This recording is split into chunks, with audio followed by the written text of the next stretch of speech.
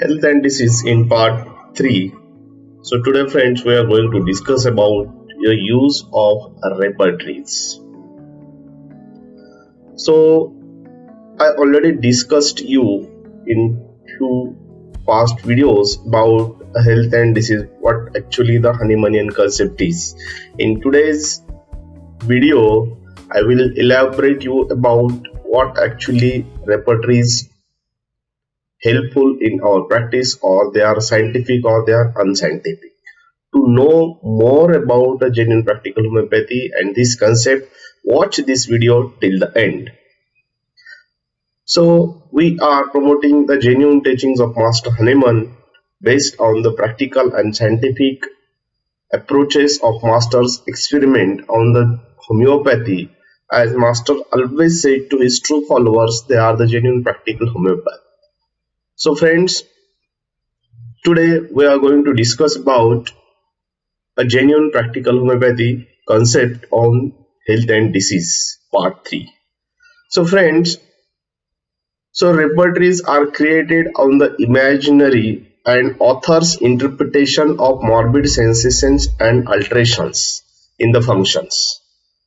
So simply, as I already explained in last video, health means a state of physical, mental and spiritual well-being, and disease means nothing but the morbid state, that is alterations into the senses and functions.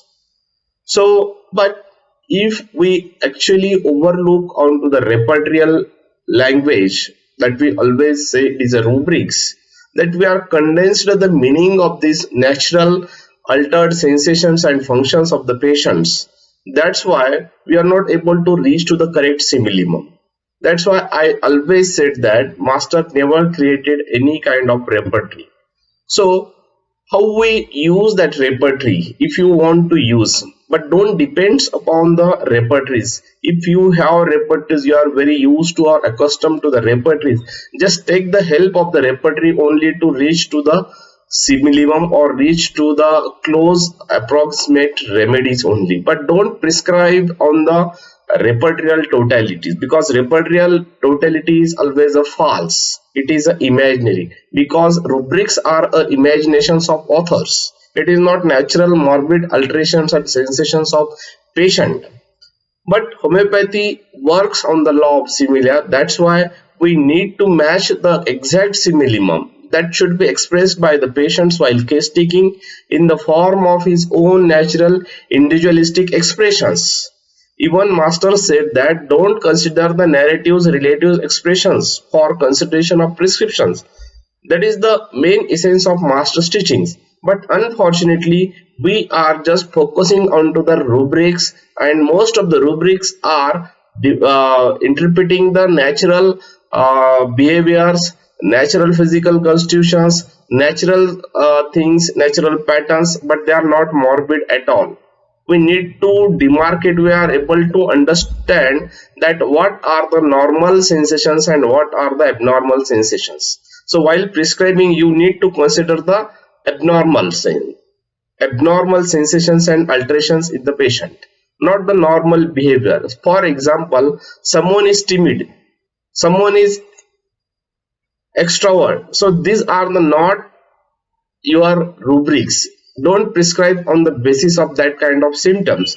Some kind of patients are too much expansive, they express exaggerated manner. Master said that be cautious in such type of patients, because you should be consider the only morbid alterations and sensations in the functions. But unfortunately, we created a rubric that is too much communicative and expansive patients.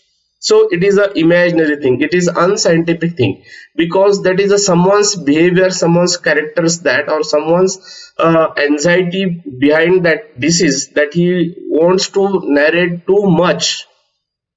Another opposite rubric, that is a introvert or indolent patients, by due to any means, because of due to modesty, because of due to not finding out the correct words to express internal feelings, some patients are not able to express what are actually their alterations into the sensations and functions in the form of morbid state. So at that time also we people are considering the timidity or timid rubric, but friends, be cautious in that time also. You need to dig out, you need to probe the patients very properly, so you will get actual sensations and functions of the patients along with his altered state of disposition, not the normal state of disposition.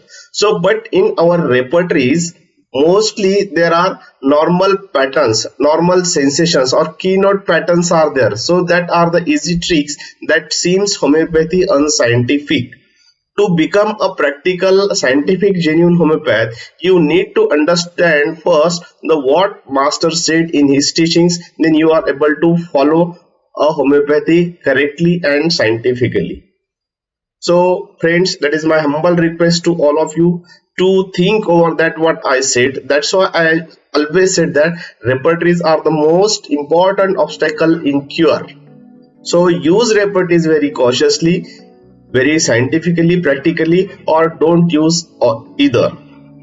So, to know more about genuine practical homeopathy and practical tips, don't forget to share, comment, or follow our channel.